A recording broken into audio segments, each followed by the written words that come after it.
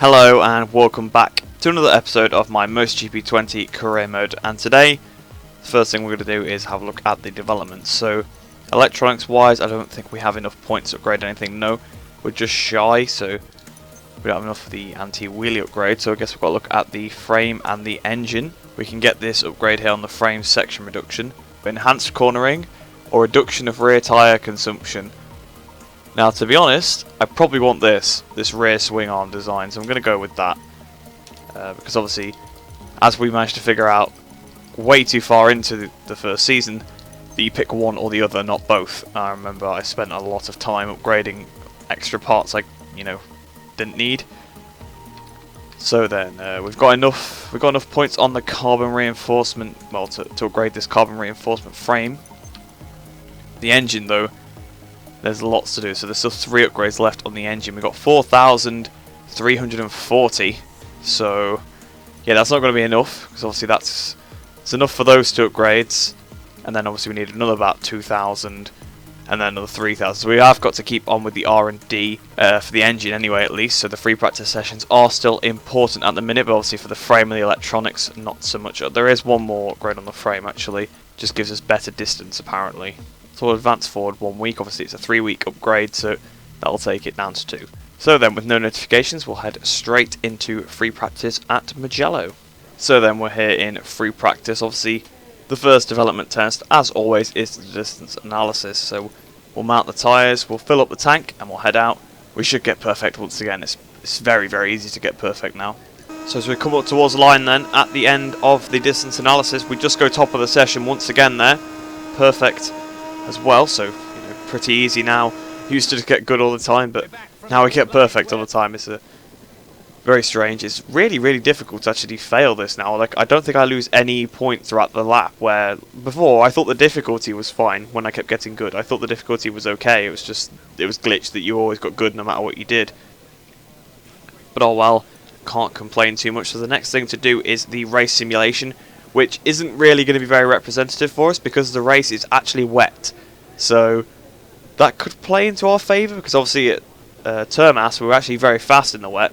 It was just Marini caught us right up at the end of the tyre, so we'll have to really, really watch the tyre. But the tyre consumption here is probably even worse than at Argentina. So I think we're going to really, really struggle in the race, to be honest. But we may as well try and get the most research points we can by doing the race simulation anyway.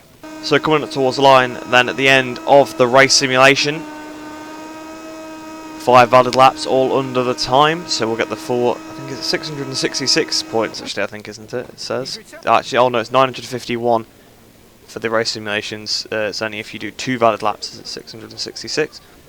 So the very last thing to do in this session then is the quick lap simulation. 51.5 we need to do, and I've already done a 50.6 on like 2 compounds harder, so I think it should be pretty easy. So as we come towards the line then, it's not going to be a great lap time because Marini held me up so much on that lap. Yeah, it was a 51.0, which was plenty good enough to do the actual objective, but not enough to, beat my time previously on the medium and hard tyres. We were stuck behind him for like over a sector, just parking the bus right in the middle of the track. So I don't know if he's trying to do any mind games or anything like that, but it's not going to bother me. It's only free practice, so don't really care. So we'll head into qualifying now, and hopefully we can try and get pole position once again. Obviously, we seem to have had really good qualifying pace so far. In the last couple of races, we've obviously had fantastic race pace as well, but the wet race will probably throw a spanner in the works. So in the end then, we're only half a second faster than Luca Marini, so yeah, not a massive advantage, but he's got another half a second himself in front of everybody else. So it's like me and Messia at Valencia, where he was just so much faster than everybody else, and I was faster than him as well, but we were just pulling away. It's a bit like that in Le Mans though, I guess, wasn't it, in the last race? Me and Marini so far in front of everybody else, so perhaps we'll get a repeat of that this weekend. So we're here then in qualifying, putting on the tyres, putting it down into 4 laps of fuel, and time to go out onto the track. So as we come out of Buccini then, I hope no one gets in my way. I know I've just gone on the green a little bit there as an accident. We've not had much luck lately with people getting in our way, so my guess is someone will come out the pits right in front of us. We've passed Nagashima there, so Nagashima's not going to be a problem. Although at Jerez he wasn't either. He had an amazing pace and we could barely keep up with him. There is someone further round the first corner, San Donato. But I think, well, it depends who they are, but we shouldn't catch that far up by the end of the lap, although I've said that so many times before and still done it anyway. But that's probably someone like Marini, so we probably shouldn't catch him. Only a personal best in the first sector actually, so not quite as good as what the AI had to offer in that sector. A little bit wide there, almost onto the gravel. That would be a bit of a mistake, wouldn't it? A bit of a repeat of Jerez, where obviously we crashed on the grass in our first qualifying lap, well, our first run. I suppose it would have just been the one lap I'd try to do. Try to only do one qualifying lap if I can. Obviously, if it's a dreadful lap or something, I might go for more, but try and limit myself to one lap when I can. So we're already 4 tenths underneath, so much better second sector than whoever's currently on pole position. We're in 6th at the minute, apparently. I'm guessing that's just because 5 people have set times and I haven't yet, obviously. I was top of the free practice session. I'm guessing I was top of all of them, but you can never be too sure. I suppose if the track was more rubbered in, you could maybe get a better time out into current tyre then. Looks like we're not going to catch whoever's in front of us, so that is quite nice. Obviously, they won't be getting in our way then. So we come towards the Biondetti chicane. Lift on the power again. Back on the power, so still 4 tenths underneath, so not a massive margin. So perhaps there's someone like Marini already on pole position. It's a shame it doesn't actually tell you when you come out if they've already set the time who it is. It only updates when someone new sets the time, or I think if you use a flashback as well, it might display the correct time. But as we're coming up towards the line then, what's it going to be here? 46, 47, 48, 49. 1 minute 50.1 there. So I don't know how much that was fastest, because it didn't actually tell me, but a 50.1, that should be good enough for pole, you would assume. So yes, that was good enough for pole position by 1.1 seconds ahead of Baldassarri. So the AI a bit slower than they were in practice once again, so a bit annoying when that does happen, but in my defence I think I would have been on pole anyway. So a bit of a resurgence there from Baldassarri. Luti as well in 3rd place. I'm sure he went quite well last time it was raining in the race, so he could be a bit of a threat. I don't know about Baldassarri because he actually had that crash at the first corner last time, so he might be really good in the wet as well. Marini in 7th. Kazma Daniel and Andy Farad Istahar getting in the top 10 again somehow. Not sure. Maybe they'll be pretty decent in the rain, but usually they tend to drop through once they've qualified well. It's a bit like how Sasaki and a few others as well used to. Riccardo Rossi, sometimes they'd qualify pretty well in Moto3 and then just drop through the order. It's the same with those guys, it seems. So the performances aren't quite right for some of the lower categories. So we're down here on the grid then. Obviously it is a rainy race. You can't change your tyres, unfortunately. There's only mediums to pick. Otherwise I would pick a harder tyre if it was available, because we know we're going to run out of tyre in this race. I know that before the race is even going to start, because it was the same at Argentina. I mean, maybe there's not so much rear wheel sliding at this circuit, but there's not a lot in it, to be honest. There is a lot of places to rear wheel slide here, so perhaps I'll just have to knock the pace down and pray that the others aren't quite as quick. But I'm not expecting a victory here. You know, we actually had good pace in the rain, but once the tyres, start going off, we have nothing. And Marini's really good at looking after his tyres, so I wouldn't be surprised if we get a Marini win here today. So then, starting from pole position once again. Getting pretty bored of getting these pole positions. We're getting way too many of them in this series. We're waiting for the lights to go out here. Lights and away we go. Well, I've had a terrible start. Look at that. The middle of the tyre is so hot already. We've spun it up so much. We're down to 3rd place. Are we going to lose 4th? No, we're now back up into 2nd again on the second phase of the start. There's been a crash behind Aaron Cannett's down. Who's he? I think he's collected someone with him actually. Tom Luti's gone a bit wide. There's Andy Farad Istahar who is hit actually. But the rear wheel is spinning so much here. Marcos Ramirez down as well. So lots and lots of riders crashing here. And Baldassarri's hit the front and he's trying to pull away. And Schrotter and Navarro behind us. So Navarro up in his pace again, a bit more like he was obviously in Qatar, where he was pretty good. In fact, actually a very similar scenario to this, where he actually caught us up on the first lap and got past us. But I'm spinning up that tyre so much already, just trying to keep up with Baldassarri. Baldassarri might actually have the pace here. Oh, I've got a bit of a penalty as well on the inside of Casanova, so that's not helpful at all. But yeah, it's been a very chaotic start. I mean, when I got off the line, the middle of the tyre was just spinning, and that allowed Baldassarri to actually get the lead. Usually I have a bit of a better start, launch on the second phase, which I still did, but he was so far in front that he could do nothing about it. It's really weird how the AI gets much better launches than I do, but then they lose it all in the second phase of the start when there's not really anything else you have to do, just you go up the gearbox. So perhaps their shifting is pretty inefficient off the line. I'm guessing that's probably what it is. I mean, I assume they probably use automatic gears. and the automatic gears aren't great, must be said. But Baldassarre is really bolting away. A little bit of a corner cut there actually, but luckily we didn't pick up more of a penalty. I think Baldassarre might have this one. Look how much the tyre has already gone, although it is only 5 laps here.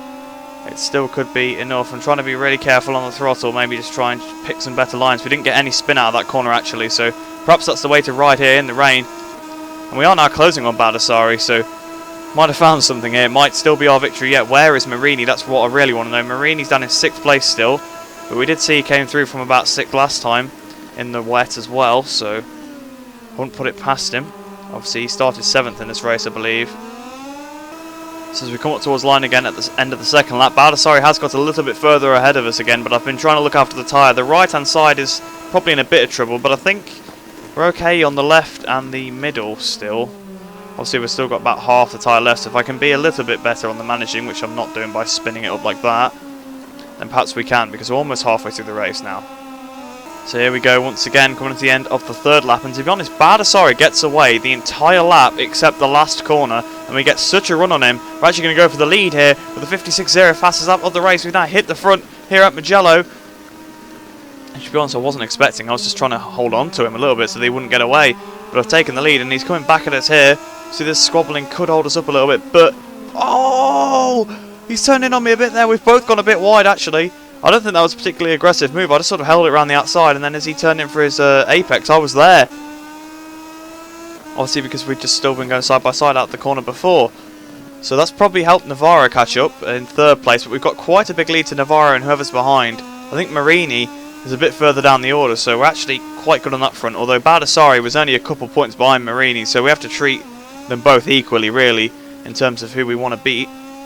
So as we come up towards the line again then to start the final lap, we've actually put a bit of a gap into him basically in the last couple of corners like last time. It's just that part of the track he's slower in.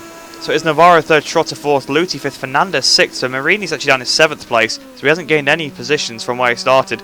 But I'm a bit critical on fuel actually, so I'm going to have to watch that out. The tyre has really gone again, so that might allow Baldassarre to have another go at us. Obviously he's faster in this first sector as well, so this could get very, very close. Although I think he might have just gone for a bit of a dive because he's lost a load of time. And now Navarro is closing up to him, same with Schrotter. So we could have a bit of a, we could have a 4-way scrap for first here.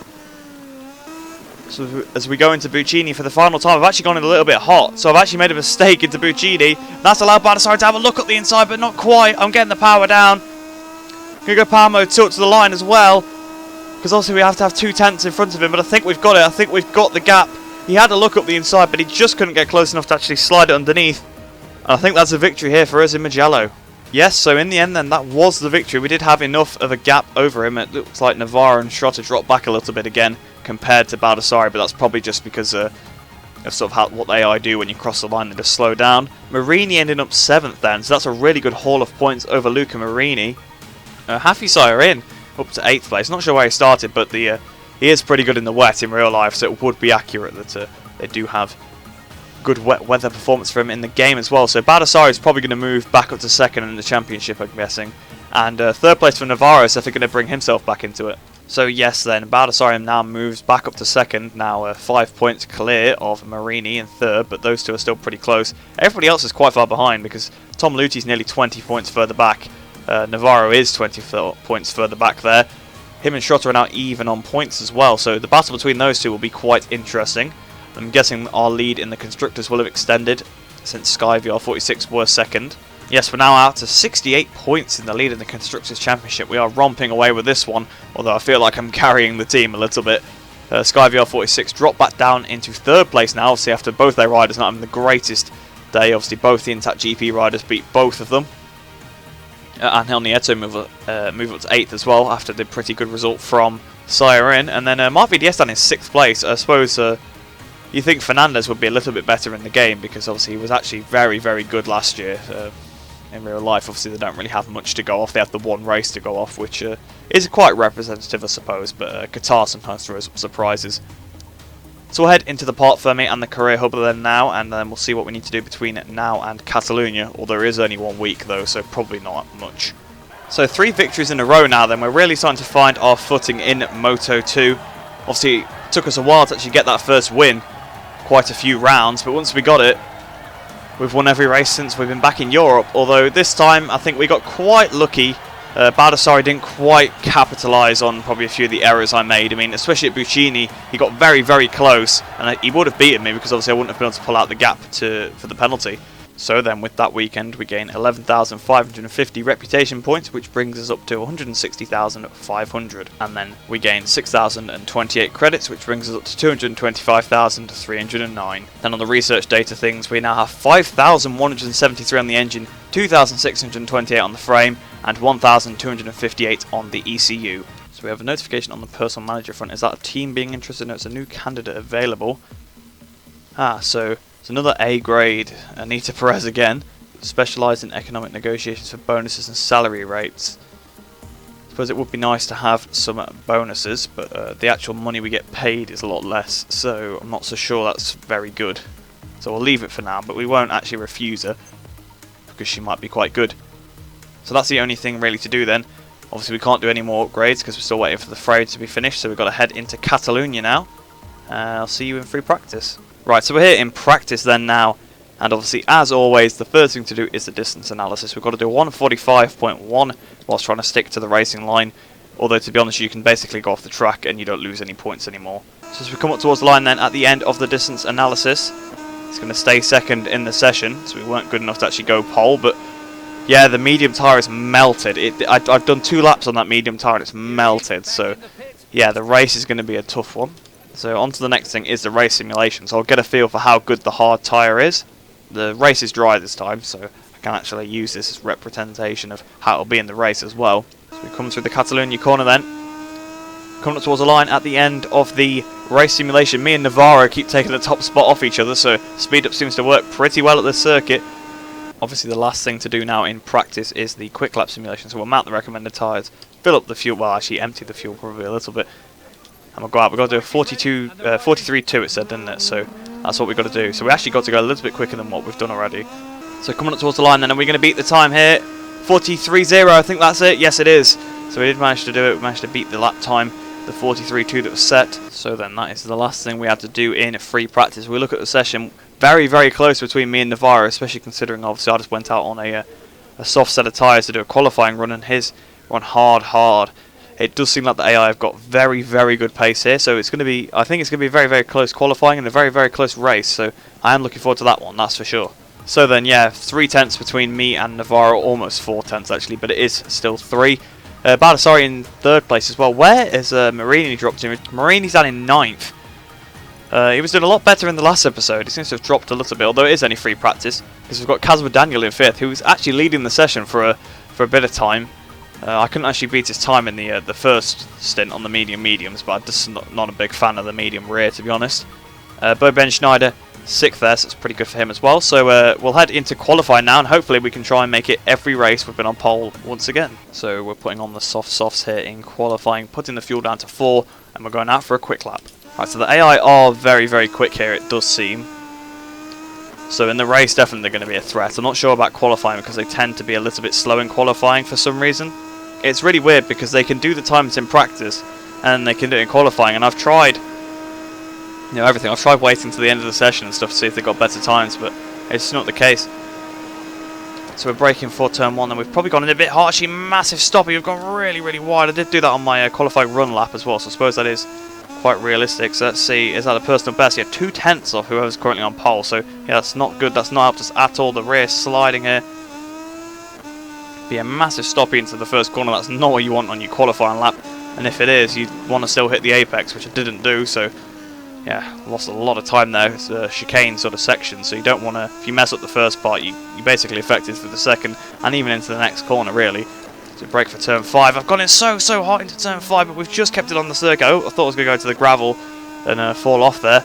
We have just managed to keep it on board. So we're now 3 tenths off, so yeah, this lap's not going great so far. Oh, I'm down actually as well. Oh, that's a weird crash. Very, very odd crash down the curb.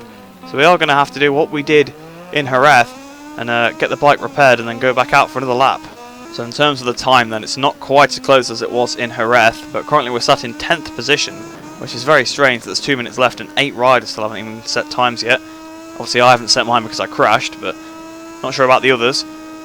Means we've got another attempt at the first corner, I suppose, but I'm still a bit baffled by the crash. I think it's just the curb. Sometimes the curbs can be a bit dodgy, although on this game I must say the curbs have felt very, very nice, and that's probably why I'm starting to ride them a little bit more again, get moments like that. Whereas obviously on the previous games the curbs have definitely been something to avoid, and I've messed that up so bad. But we're still we were 10th underneath through the first sector, but I've gone wide and messed that turn 3 up so much, so I'm guessing we're going to have lost probably maybe even half a second from that, because I had to lift and then really change my turning and things like that. So yeah, I'm really bottling this qualifying session. It seems like all the qualifying sessions in Spain I'm crashing or making big mistakes in. Obviously same with Jerez. Obviously we had the big crash and had to come back out. We only had about 50 seconds. Luckily we had 2 minutes this time. Not that particularly matters really. Obviously you can finish your lap. We're still actually under the time by almost a tenth of a second into TV3, watching the curve on the inside a little bit more than I perhaps would have done otherwise if I didn't have that crash. We've got enough fuel to get us to the end of the lap, I think, but we've ran really wide through turn 9. I'm not riding this bike well at all. We're riding so much better in practice. I'm guessing we'll have probably lost the red sector at this point. So we brake for the hairpin turn 10. Yes, we're almost 2 tenths underneath, and I've lost the rear actually. So almost had a crash there through 10. Oh, and I've lost my lap as well. I've lost my lap, so now I've got 43 seconds, and I'm not going to be able to even set a lap time here. I'm not going to be able to set a lap time, because I'm going to run out of fuel. I'm going to have to go to fuel mode 0 and go for a lap time in power mode 0. This is very odd scenes here, because power mode 0 should just have us enough fuel to get round. So we're going to have to do a qualifying lap on a worn set of soft tyres with power mode 0 here at Catalunya. So as we go over the line then, 43.3 it would have been. I don't know if that would have been good enough for pole. But really, we've got to make no mistake on this lap. This has been a terrible qualifying session for me. Through Catalunya corner then.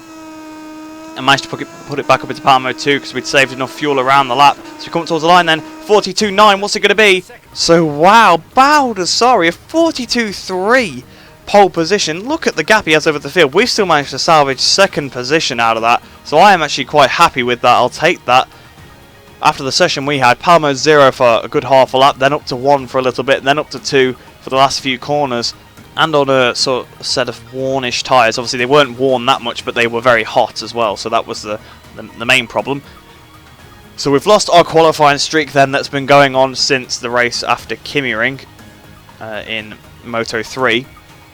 Sad, it's a shame, but it doesn't particularly matter too much. Baldassarri looks like he's going to have the pace to check out here, so it's going to be very crucial that I beat him in the last race, really. We'll have a go at trying to beat him here, but yeah, I think it's going to be difficult. I did feel like the AI had something up their sleeve. So we're down here on the grid then, and to be honest, I'm still in shock that we managed to pull out a second position with the time deficit we had around the whole lap. I was seeing half a second, I was thinking, right, I'm going to be so far off the pace, which I actually was, but it was still second place. Jake Dixon down in 31st, so quite what's gone on there for poor old Jake Dixon.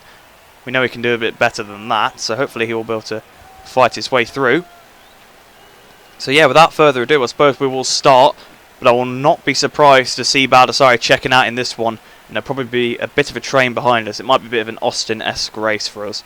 So I'm ready here to try and take on Baldassarri, but I don't think it's going to happen here, as we're waiting for the lights to go out here in Catalunya. Lights on, away we go. Bit of a wheelie off the start. Massive wheelie. Shifting up to second, bringing down the front wheel again. And look at the launch we've got in second phase of the start. What is it about the AI?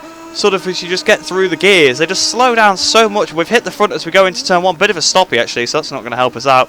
The tyres look absolutely frozen right now, but we are leading here in Catalunya, which I did not expect at all. We've got 3/10 of a second lead as we go through turn 3. Trying to get on the power. Obviously don't want to spin up the tyres too much. This track is not friendly on tyres, but Dalla Porta up to second position. So Dalla Porta ahead of Baldassarri. That's going to definitely help us out there. Augusto Fernandez in 13th there, it says. Gardner 7th. Schrotter and Bastianini having a bit of a battle as well. So lots of battles going on through the order. Obviously it is the first lap as we hit turn 5. Through turn 5 we go then out of turn 5. So we go underneath the Michelin bridge then. Luti's now up to second position, so another rider's in second. And again, it's not Baldassarri, and really, this is a race Baldassarri needs to capitalise. He's had the pace pretty much the entire weekend, although Navarro had the pace really in free practice if you're thinking AI wise. And there goes Luti. Luti goes to take the lead from us as I've sat up a little bit there looking behind us. Dalla Porta's still there, not sure where Baldassarri's actually dropped off to as we hit the brakes for turn 10. I think I've braked probably a little bit too late here. Will that allow Luti to get round the the inside I was going to say, but then I could see him coming round the outside, so Had to change mid-sentence what I was going to say. So we're actually still holding Lutey behind us there, but he's probably going to come up the inside through turn 12 here. No, he can't quite get it. I'm sliding through turn 12. Can we lead for an entire lap? Not sure. He's looking for it. Will he do the Rossi dive bomb into the last corner? Don't think the AI would quite... Oh, ow! He is! I was about to say, don't think the AI would quite try that, but he did. He gave it a go as we go up towards the line then. Lutey's got the straight line speed as well, it seems. So here he goes. Lutey comes flying past us. It is really like Austin. That's why they got us in Austin as well. On the straight, round the outside into turn 1. We're going to go a bit of contact between the pair of us.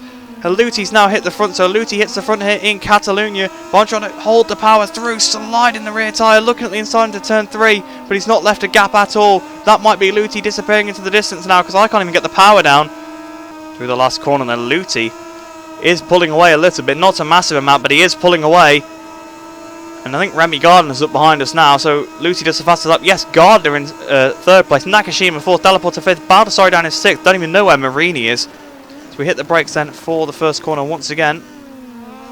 I feel like Remy Gardner's going to be coming through soon, or if I don't high side, that is. I picked up a penalty as well, fair enough.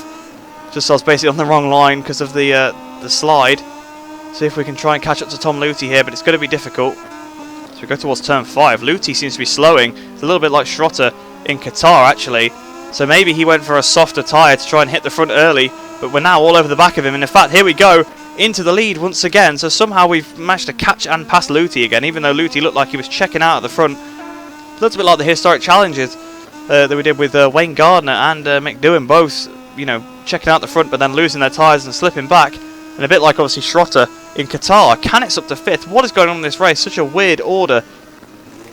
It's nice to see some new names up here, and it's definitely nice for me to see that in the championship fight. Gardner has now taken 2nd, so Gardner's not wasted any time in following us through on Tom Lutey. Could Remy Gardner get his first victory in this race here? It will be very, very good for him, wouldn't it? I think I'm saying good for people too much here, but it'd be very nice to see Remy Gardner actually on the top step. Through the final turn then, as we get ready to start lap 4 of 6. Oh, there's another rider in the background as well. Like I say, I think it is Nagashima. So I was going to say, it looks like there's 3 bikes behind us rather than just 2. But it's just us all pulling away, us 4. So what's happened to Baldassarre? He had such a pace in qualifying. He had 6 tenths over the rest of the field. And in the race, he's had absolutely nothing ever since that start that he's had was not very good. Just saw Di Gianantonio further up the order again, so that's nice to see. And Nagashima's now hit 2nd position. So as we're about to start the penultimate lap, we have all dropped Lutey here. So if you look, Lutey has dropped further back. He's definitely hit some sort of tyre troubles. Di Gianantonio up to 5th place, so nice to see him up there. I'm not sure where Baldassarre or Marini are. I don't think they're even in the top 10. But I've got to watch out for Nagashima now. I mean, I could easily settle for 2nd, to be honest. I could let both... Oh, Nagashima's caught at the inside anyway. I was going to say I could easily settle for 2nd, let both these 2 guys go. Because they're no threat to me in the championship. No point crashing, trying to beat them. But Nagashima has gone through. As we approach turn 4 now, maybe we can have an attack into 5. Although he's got so much grip left, he actually might just leave us out of turn 4 into 5. We've got to watch out for Gardner behind as well. Interesting, the guys that were teammates at Stop and Go last year, obviously being very good in this race here. And I'm guessing this is going to be a fastest lap. Nagashima and Remy Gardner goes to the inside at the last corner, a bit like Tom Lutey did. I had to run off the track because I was trying to leave him some room on the inside so we didn't have an almighty crash. 44.3 actually for myself there. We are running out of fuel, so I'm going to have to go into power mode 0. So we hit the brakes for turn 1 once again then for the final time. Is Remy Gardner going to be up the inside of us? No, he's not. So we've kept in front of Remy through 1 corner. I'm still focusing on trying to catch Nagashima, but I don't think it's going to happen at this point in the race. He's got a 2nd over us. We've got a 2nd back to Gardner as well. So what happened to Gardner? I don't know. Perhaps he's hit some sort of tyre troubles now. Hopefully he doesn't get overtaken by Lutey. It's nice to see him near the front. Navarro's on in 25th place. So Digi's did a bit better, but Navarro doesn't seem to be, so that's a shame. Also, crash behind. Enea Bastianini's fell off. Not sure what's happened with him. Not sure whereabouts he was. Or he's down in about 20th place. So it looks like we're going to get 2nd here, but Remy Gardner might be within the penalty distance here. I think we still got P2 anyway, but Nagashima wins in Catalunya. So yes, and a very, very topsy-turvy race there. So many things happening. Lutey hitting the front early, pulling away, being reeled back in. Gardner and Nagashima battling with me for the victory. Nagashima coming out on top here. So Tatsuya Nagashima, obviously in the game world, obviously he didn't win in Qatar, so this would be his first win of the season. and his first win ever, of course. But yeah, replicating what he did in real life at Qatar, coming through at the end with the better tyres. Gardner as well doing a pretty good job there. Luthi started to sort of catch back up. Oh, I was actually very close to losing that position to Gardner, just a few hundredths in it. Obviously, he was very close, and I did have the penalty. Pretty good ride for Di Antonio there, up to 5th place. Not sure where he started, but don't think it was great. Hector Garzo finally putting in a good showing since Qatar. It does seem like a very Qatar-style race. A lot of riders I haven't seen near the front. Sam Lowe's in 8th, so it's 2 Brits in the top 10 there. It's nice to see. Belega in 7th as well. But all the way down in 9th for Baldassarri, and where was Marini? Marini was outside the points. Marini has just lost 25 points to us, and he didn't have a crash or anything. Marini is just genuinely didn't have the pace at all in that race. So that is big, big, big news for the championship. That is shaking so many things up. We now have a 47-point lead in the championship because of the last 2 races. Baldassarri has chucked so many points away. All this one, he just had no pace. Same with Marini. So we're really, really starting to dominate in this championship now. And to be honest, I didn't have the pace to win that one. That would have been their opportunity to beat me. But instead it was Nagashima who now moves up to 7th in the World Championship. Schrotter moves back ahead of Navarro and Di Antonio. He actually loses the position despite a good finish, just because Nagashima actually won the race. Remy Gardner moves up a few positions as well. So yeah, it's all changing in the championship, and it's helping me out. We now have an 81-point lead in the Constructors' Championship. Flexbox HB40 moved back ahead of SkyVR46, so SkyVR46 are definitely dropping back through the order. Marini's not had a good episode. I mean, the last one, he was amazing, and this episode he's really, really not done much, and Bezecchi hasn't done anything except Austin, where he cut the corner.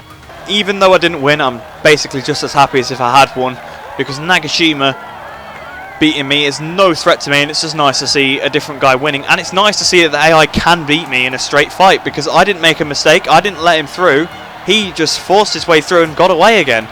And that's a tactical masterclass, and I love it. Remy Gardner was very, very close to beating me as well. I think another lap and he definitely would have done. Luthi was closing back in as well. So then obviously we didn't win this time, but we gained 10,100 reputation points, obviously because we came 2nd instead, which brings us up to 170,600. On the credits front then we get 6,028, which brings us up to 231,337. And now on the research data front we have 6,006 on the engine, 3,416 on the frame, and 1,551 on the ECU.